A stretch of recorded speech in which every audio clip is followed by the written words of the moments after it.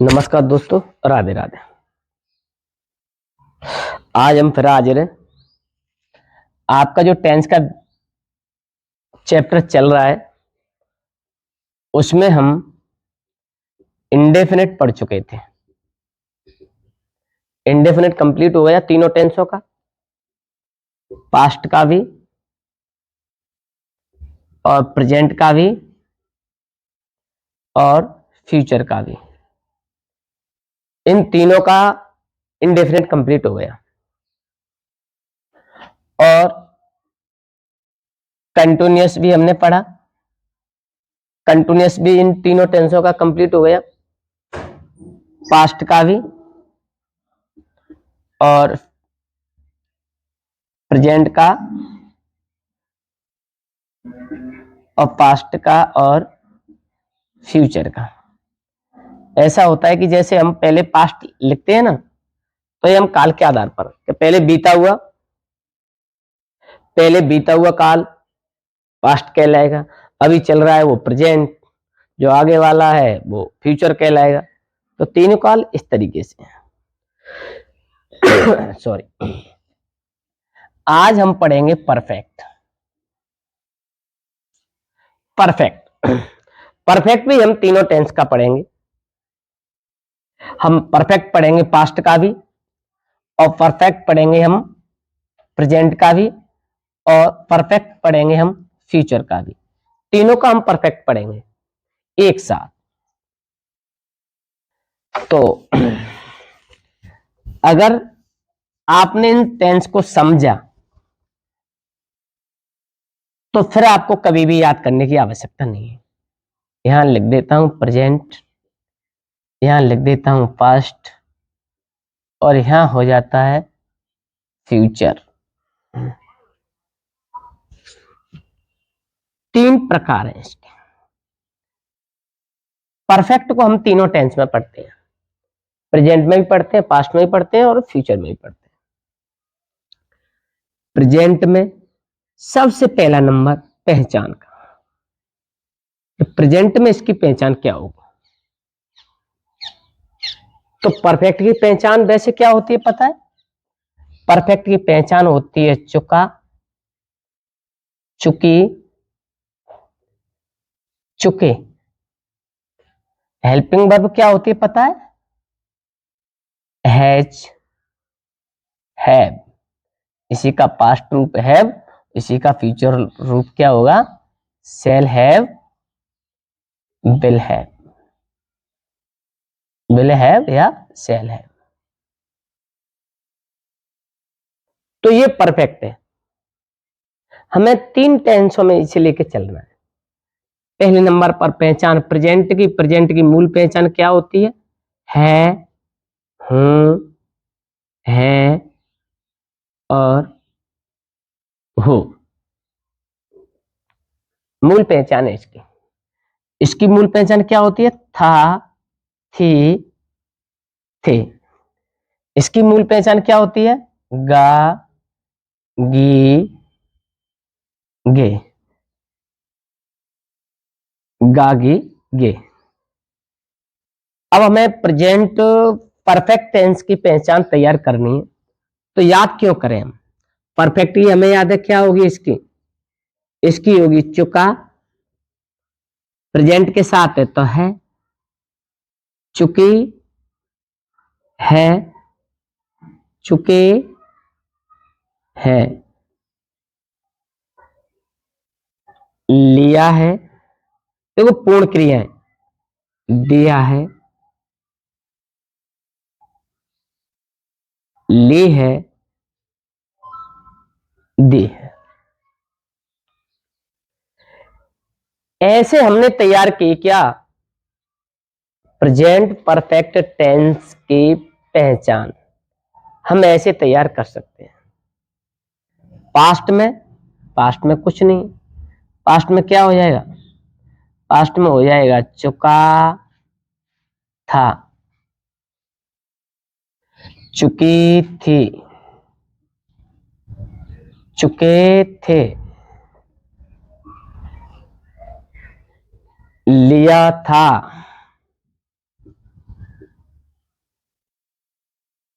दिया था और ली थी और दी थी, ये इसकी पहचान हो जाती है पास्ट परफेक्ट की। फ्यूचर परफेक्ट पे हम जाए तो चुका होगा, चुकी होगी, चुके होंगे,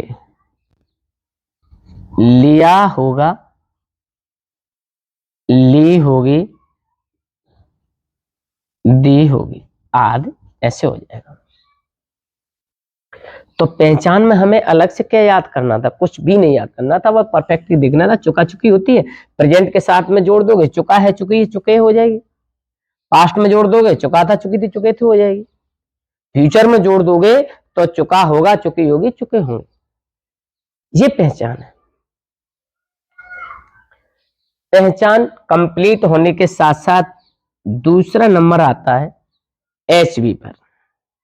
एचवी हेल्पिंग वर्ब, इसकी क्या होगी? हैज ऑब्लिक हैव,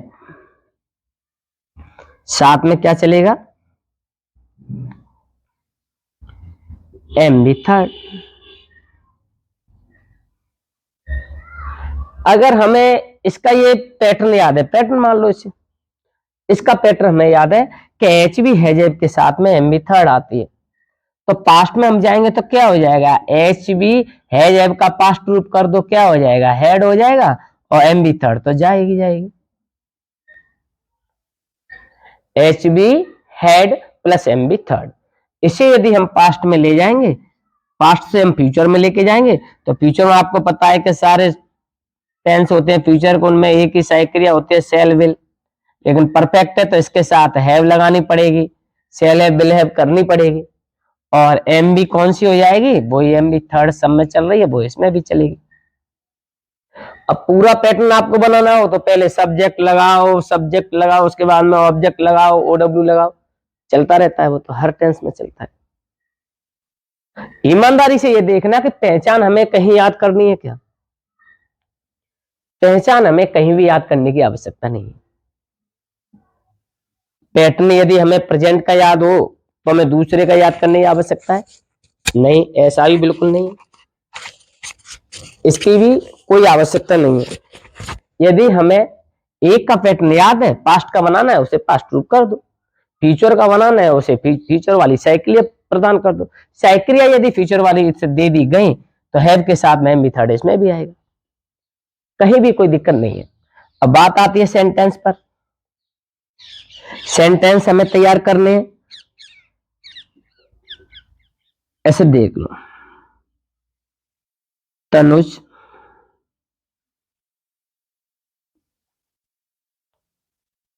अपना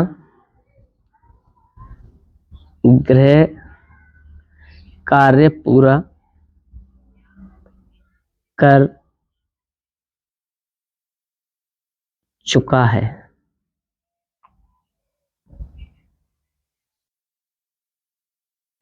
अब देखिए हम इसे बनाएंगे। सबसे पहले ये देखो, है आ रहा है, प्रेजेंट का है, चुका आ रहा है, परफेक्ट है तो प्रेजेंट परफेक्ट का वाक्य। ये विधान सूचक है, ना तो नहीं है ना प्रश्न है, तो साधारण वाक्य। अगर इसमें नहीं हो जाता तो तनुज अपना गृह कार्य पूरा नहीं कर चुका है, तो हम इसमें नोट लगा देते। यदि हम इसे प्रश्नवाचक बना देते तो पहले हम क्या लगा देते? क्या तनुज अपना गृह कार्य पूरा कर चुका है? तो एच भी पहले आ जाती। हम इसे बनाएंगे तनुज, सब्जेक्ट लिख दिया, एच भी लगानी है हैज में से, हमने हैज लगा दी। उसके बाद हमें क्या करना है? एम बी थर्ड करना है, पूरा करना, कंप्लीटेड, पूरा कर दिया। अपना गृह कार्य, तनुज के साथ क्या आएगा? His home work. हम इसे ऐसे बना सकते हैं। अगर मान लो मैं इसके स्थान पर यदि था कर देता तो सेंटेंस ऐसे बनता, तनुज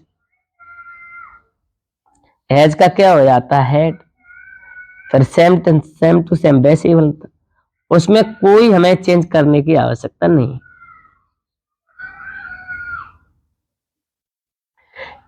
यदि मैं है भी नहीं करता, था भी नहीं करता, मैं तो गा कर देता, चुका होगा ऐसे कर देता, चुका होगा। तो कैसे बनेगा, तो ऐसे बनेगा तनुज। अब सेल विल में से इसके साथ क्या आएगा, ये तो आई और वी के साथ आती है, अन्य के साथ क्या आएगा, विल आएगा। तो विल, फिर हमें हैव लगाना है, हैव, फिर M V third completed his homework. देखो ये तो हो गया प्रेजेंट का, ये पास्ट का, ये हो गया फ्यूचर का। बस अंतर हमें क्या मिला, अंतर हमें ये मिला कि यहां हैज है, यहां हेड हो गई, यही ये विल हैव हो जाते, अन्यथा कहीं भी कोई अंतर नहीं। संज्ञा में लेके नहीं चलना हमें कि ये संख्या इतनी इतने होते हैं, ये होता है वो होता है, ये हमें कुछ भी नहीं करना।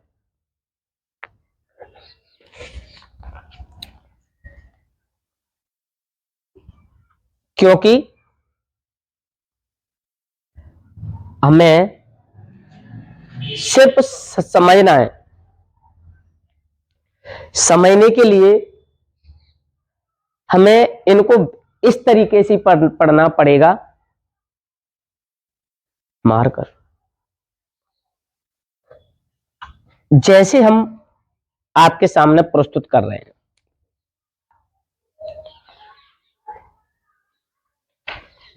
जैसे हमने प्रस्तुत किया वैसे हम पढ़ेंगे, ठीक है। अगर मान लो हमें, ये तो सिंपल हो गए, इनका हमें नेगेटिव बनाना है, तो यहां नहीं लगा, नहीं लगाओ, यहां नॉट लगा दो, एच पी के बाद में नॉट, नॉट, नॉट। ये क्या हो गया, तनुज अपना गृह कार्य पूरा नहीं कर चुका है, तनुज अपना गृह कार्य पूरा नहीं कर चुका था, तनुज अपना गृह कार्य पूरा नहीं कर चुका होगा। हम ऐसे तीनों सेंटेंस में लिए चलते हैं। यदि हमें ऐसे नहीं बनाना हो इसका, हमें तो इंटेरोगेटिव बनाना हो, तो यह क्या लगा दो सबसे पहले, क्या तनुज, सब में ये एच भी यहां दी है, इसे उठा के पहले ले आओ, एच, ये दिए हेड, इसे उठा के पहले ले आओ, ये दिए विल, इसे उठा के पहले ले आओ, अंत में क्या करना है, क्वेश्चन मार्क लगाना है। ये बन गए इंटेरोगेटिव। अब हमें तो इंटेरोगेटिव एंड नेगेटिव बनाना हो, तो क्या आगे लगा है, नहीं, यहां लगा दो, नहीं, तो नोट यहां लग जाएगी, इसमें भी नोट लग जाएगी, और इसमें भी नोट लग जाएगी। हम इसे चारों तरीका से हमने पढ़ा, इसमें क्या कि प्रेजेंट परफेक्ट टेंस का अफर्मेटिव, प्रेजेंट परफेक्ट टेंस का नेगेटिव, प्रेजेंट परफेक्ट टेंस का इंटेरोगेटिव, और प्रेजेंट परफेक्ट टेंस का इंटेरोगेटिव एंड नेगेटिव। यही नहीं पढ़ा हमने, और भी पढ़ा इससे आगे, पास्ट परफेक्ट टेंस का अफर्मेटिव, पास्ट परफेक्ट टेंस का नेगेटिव, पास्ट परफेक्ट टेंस का इंटेरोगेटिव, और पास्ट परफेक्ट टेंस का इंटेरोगेटिव एंड नेगेटिव। और हमने साथ साथ फ्यूचर भी कंप्लीट किया है। तो फ्यूचर परफेक्ट का affirmative, negative, interrogative, interrogative and negative, ये हमने सब पढ़े। क्योंकि मैं पहले पार्ट में, पहले भाग में आपको बता चुका हूं कि अफर्मेटिव क्या है, नेगेटिव क्या है, ये विस्तार से वीडियो बनाया है। अब परफेक्ट के बाद में हम सेंटेंस लेके आ रहे हैं,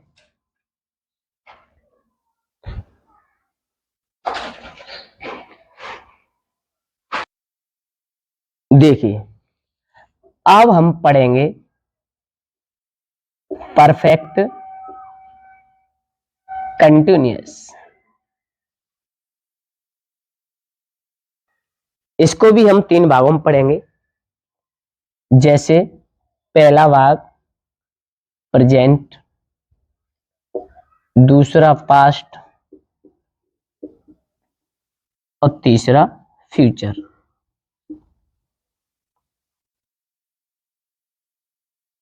हम तीनों भागों में इसे पढ़ेंगे। देखो पहले हम पढ़ते थे प्रेजेंट का परफेक्ट कंटिन्यूअस, पास्ट का परफेक्ट कंटिन्यूअस और फ्यूचर का परफेक्ट कंटिन्यूअस। तो हमें याद करने पड़ते थे, वो रटने पड़ते थे। इनमें रटने की आवश्यकता नहीं है। तो इसलिए देखो इनकी आप पहचान जानते हैं, प्रेजेंट की क्या होती है वही आपको हर टेंस है उसमें रखनी है हूं, है, हो। इसका क्या होगा, था, थी, थे। इसका क्या होगा, गा, गी, गे। अब देखो हमें कैसे सेट करना है इसको। इसको हम पहले नंबर पे हम लेके चलेंगे पहचान काहे की, प्रेजेंट परफेक्ट कंटिन्यूअस की। तो हमें परफेक्ट कंटिन्यूअस की पहचान थोड़ी चार की तो याद करनी है, ये याद होनी चाहिए थोड़ी सी। देखो इंडेफिनिट की याद करनी है, ताती ते, आइए की मात्रा गागी के फ्यूचर में। कंटिन्यूअस की याद करनी है, रहा रही रहे, हुआ हुई हुए। परफेक्ट की याद करनी है, चुका चुकी चुके, लिया दिया ली दी। अब हमें परफेक्ट कंटिन्यूअस की करनी है, क्या, रहा, रही, रहे, हुआ, हुई, हुए। इनके साथ साथ समय के साथ क्या लगा हो, से। समय के साथ, समय के साथ से लगाओ। इसमें हम लेके आएंगे, हमें प्रेजेंट परफेक्ट कंटिन्यूअस की पहचान तैयार करनी हो। कैसे होगी कि जिन हिंदी वाक्यों के अंत में क्रिया शब्द के साथ वही रहा है, रही है, रहे हैं, रहा हूं, हुआ है, हुई है, आज है और बीच में ऐसे हुए हैं। इनके साथ साथ और क्या दिया होगा, समय के साथ,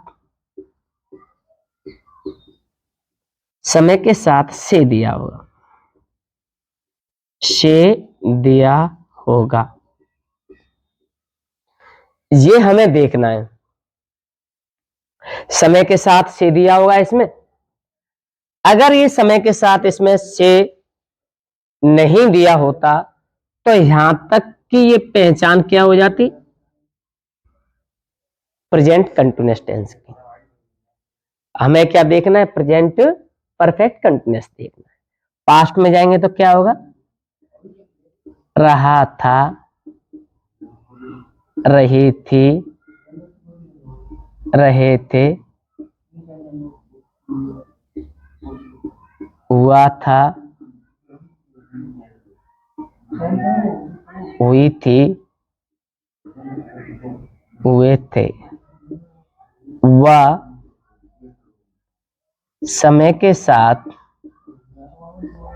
से दिया हो, समय के साथ से लगाओ। इसमें भी समय के साथ से लगाओ। अगर नहीं लगा होता तो वो प्रेजेंट कंटिन्यूअस हो जाता, ये पास्ट कंटिन्यूअस हो जाता। लेकिन इधर क्या होगा,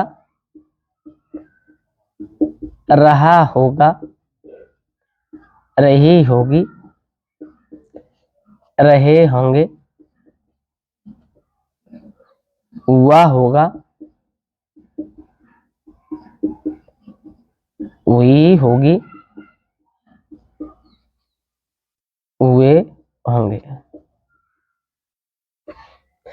इनके साथ साथ भी क्या दिया होगा, समय के साथ से दिया होगा।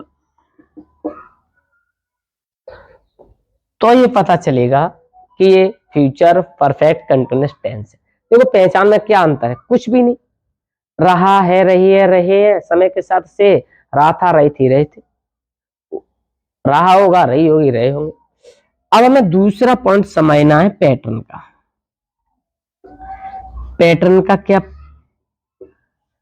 पॉइंट है। देखिए सब्जेक्ट सब में चलता है, नहीं तो मैं पूरा सब्जेक्ट सहित लिख देता हूं, सब्जेक्ट प्लस एच बी, कोष्टक में क्या आएगा, हैज ऑब्लिक है plus been plus M B first में ING plus object plus OW plus since oblique for. यदि हम इसे पास्ट में लेके जाएंगे तो यही क्या हो जाएगा, हैज की जगह क्या हो जाएगा, had plus been plus M B first में आईएनजी, वो तो सेम वैसा है ही, बस हैज की क्या करनी है, हैड, और अंत में क्या करना है, सिंस फॉर लगाना, सेम वैसे वैसे रहेगा। फ्यूचर में जाएंगे तो क्या होगा, ये सेल बिल तो आएगा फ्यूचर में सबके साथ में, प्लस इनके साथ में क्या हो जाएगी, हैव बीन और हो जाएगी, प्लस एम बी फर्स्ट में आईएनजी, फिर आगे जो सब में है वो इसमें है, सब में ऐसी स्थिति बनेगी। तो पैटर्न भी हमें याद नहीं करना, हमें तो ये करना है subject plus has plus been plus M B first में आईएनजी, फिर उसके बाद में ऑब्जेक्ट होगा, ऑब्जेक्ट बाद में ओडब्ल्यू, फिर सिंस फॉर आएगा, फिर उसके बाद में क्या लगा देंगे, टाइम। जो समय दिया होगा वो हम सिंस फॉर के बाद में लिख देते हैं। सिंस एक निश्चित समय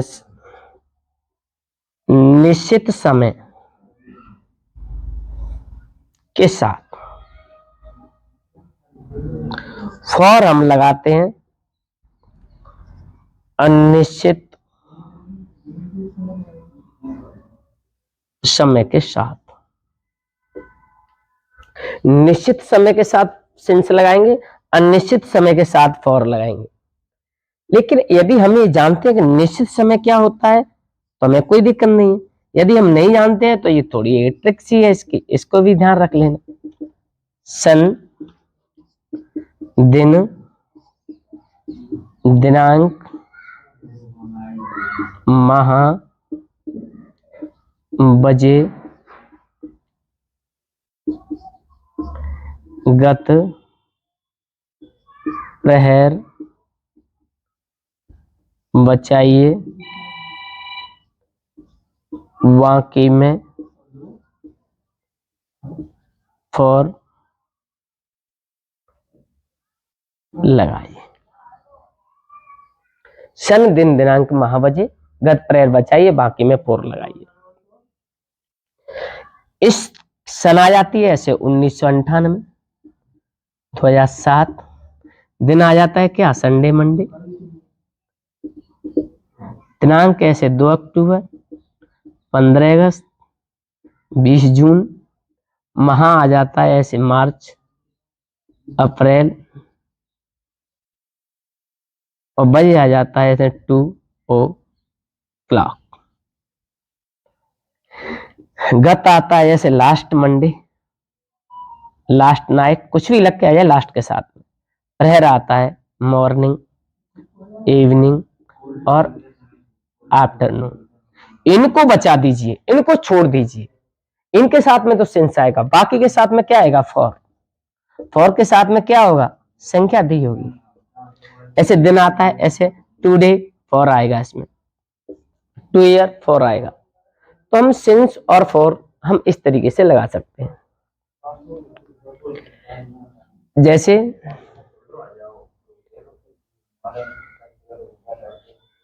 नोट करना हो तो नोट कर लीजिए साथ साथ। अब हमें सेंटेंस बनाने, सेंटेंस हम बनाएंगे तो देखिए इधर होगा मैं, हम ले लेते हैं, हम 2 दिन से जयपुर में घूम रहे हैं, घूम रहे हैं। तो देखिए है आया, रहे आया, है आया, रहे आया, और समय के साथ क्या दिया है, से दिया है। समय के साथ इसमें से दिया है, तो हम इसके पैटर्न से बना देंगे। सबसे पहले हमें लिखना है सब्जेक्ट वी है, एम से एक लगानी है। तो आपको पहले ही बता चुका हूं कि सिंगुलर सब्जेक्ट के साथ में हमेशा वही एच भी आती है जिसमें एस लगा होगा। तो है जाएगा सिंगुलर के साथ में, और प्लूरल के साथ में क्या आ जाएगा, हैव। वी हैव, फिर बीन लगानी है। उसके बाद एम बी फर्स्ट घूमने की लगानी है, वॉक, आईएनजी लगाएंगे, वॉकिंग हो जाएगा। अब ऑब्जेक्ट इसमें है नहीं तो हम ओडब्ल्यू लिखेंगे, इन जयपुर।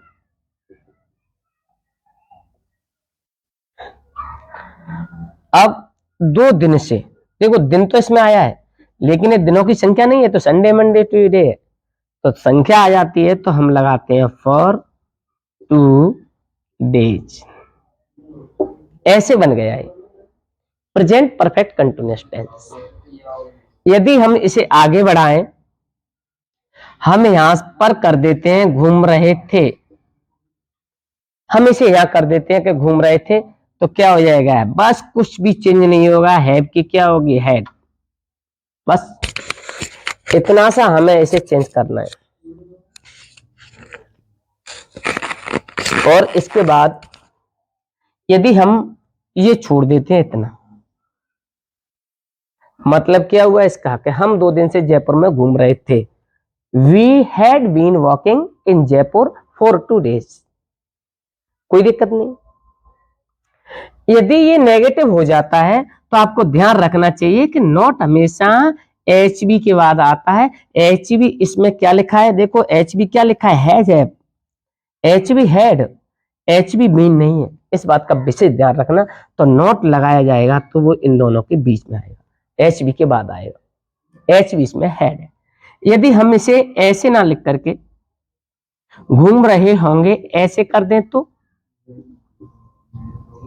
यहां पर हेड की जगह क्या हो जाएगा, shall have been, shall have been हो जाएगा। अब आप सोचें कि एच बी हैव हो सकती है कि नहीं हो सकती है। एच बी तो पूरे फ्यूचर टेंस में शैल विल ही एच बी है। शैल विल के साथ में बी आता है, बी एच बी नहीं है। हैव आता है, हैव एच बी नहीं है। बीन आता है, बीन एच बी नहीं है। शैल और विल यही एच बी है, तो हमें उसके बाद लगाना है नेगेटिव इंटेरोगेटिव। आप जानते हैं कि एच बी को हम पहले ले आएंगे तो वो इंटेरोगेटिव हो जाएगा, नॉट लगा देंगे वो नेगेटिव हो जाएगा। अब देखिए आपके मन में ये प्रश्न उठ रहा होगा, वह प्रश्न ये है कि हमने ये पढ़ा है कि जहां परफेक्ट होगा वहां एच बी में हैव का कोई ना कोई रूप होगा। सत्य बात है, हैव का कोई ना कोई रूप होगा तो वहां हमेशा एम बी थर्ड भी होगी, ये भी सत्य बात है। और हमने ये भी पढ़ा है कि यदि कंटिन्यूअस टेंस होता है तो वहां एम बी फर्स्ट में आईएनजी लगती है, ये भी सत्य। अब सारी बातें, सारी शर्तें ये सत्य है, तो फिर एक साथ यदि इनमें समझौता कराया जाएगा, पास पास बैठाया जाएगा, तो कुछ तो गड़बड़ इनमें होगी। परफेक्ट कहेगा कि मैं हमेशा हैज हैव को लेके साथ आता हूं, या फिर हेड को साथ लेके आता हूं, तो हमेशा क्या होगा, एम बी थर्ड लगनी चाहिए। कंटिन्यूअस कह रहा है कि मैं तो हमेशा एम बी फोर्थ के साथ आता हूं, जब तक एम बी फर्स्ट में आईएनजी नहीं लगेगी मैं आऊंगा ही नहीं। फिर दोनों अदालत में गए कि एम बी थर्ड होनी चाहिए कि एम बी फोर्थ होनी चाहिए। कंटिन्यूअस ने अपना दावा पेश किया, परफेक्ट ने अपना दावा पेश किया। परफेक्ट कहता है नहीं मेरे साथ तो एम बी थर्ड होनी चाहिए, कंटिन्यूअस का मेरे संग तो एम बी फोर्थ होनी चाहिए। तो कोर्ट का जो फैसला आया वो मजेदार था। कहने का मतलब कोर्ट ने कहा कि आपको क्या चाहिए, एम बी थर्ड, थर्ड रूप चाहिए ना बी का, कि हाँ आपको क्या चाहिए कि मुझे एम बी फोर्थ चाहिए, ठीक है दोनों को मिल जाएगा। तो उसने ये व्यवस्था की कि जितनी भी परफेक्ट कंटिन्यूअस टेंस होंगे उसमें हैज हैव तो एच बी के साथ रहेगा, इन हैव का कोई भी रूप रहेगा, लेकिन उसके साथ साथ उसे बी की फॉर्म होती है, उसकी थर्ड फॉर्म और दे दो, तो हैज हैव के साथ में बीन आ गया तो ये संतुष्ट हो गया परफेक्ट, हाँ थर्ड फॉर्म आ गई। और जो मेन वर्ब होती है उसमें एम बी फर्स्ट में आईएनजी कर दो, इसका मतलब इसे एम बी फोर्थ दे दो और इसे एम बी थर्ड दे दो, इसको थर्ड कर दो, इसे फोर्थ कर दो, तो फिर दोनों संतुष्ट हो गए, तब जाकर के ये टेंस बना परफेक्ट कंटिन्यूअस टेंस। तो हमने इस परफेक्ट कंटिन्यूअस टेंस को तीनों टेंस के माध्यम से पढ़ा, प्रेजेंट में भी पढ़ा, पास्ट में भी पढ़ा और फ्यूचर में भी पढ़ा। देखो समझेंगे तो बिल्कुल संकीर्ण लगता है, यदि हम इसे याद करेंगे तो संख्या से ही हम घबरा जाते हैं, कितने 48 टेंस होते हैं, हमें कहां जाना, ये तो अपने आप ही याद हो जाएंगे, जब हम इसे समझने की कोशिश करेंगे तो ये ऑटोमेटिक याद हो जाएंगे। मैं आपसे उम्मीद करता हूं कि आपने ये नोट्स तैयार किए होंगे, टेंस का जो पहला वाला हमारा पार्ट था वहां से लेकर के कम से कम 5 पार्ट हो गए होंगे या 4 हो गए होंगे, इन 4 पार्ट को आप लिखना और लिख के फिर याद नहीं करना, समझना है। इसके बाद हम 10th क्लास की जो correct form of the verb है वो क्लास लेके आएंगे, उसके बाद एक्टिव पैसिव होंगे, नरेशन होगा, ये सब कुछ होगा, बस आप हमारे साथ जुड़े रहिए। धन्यवाद।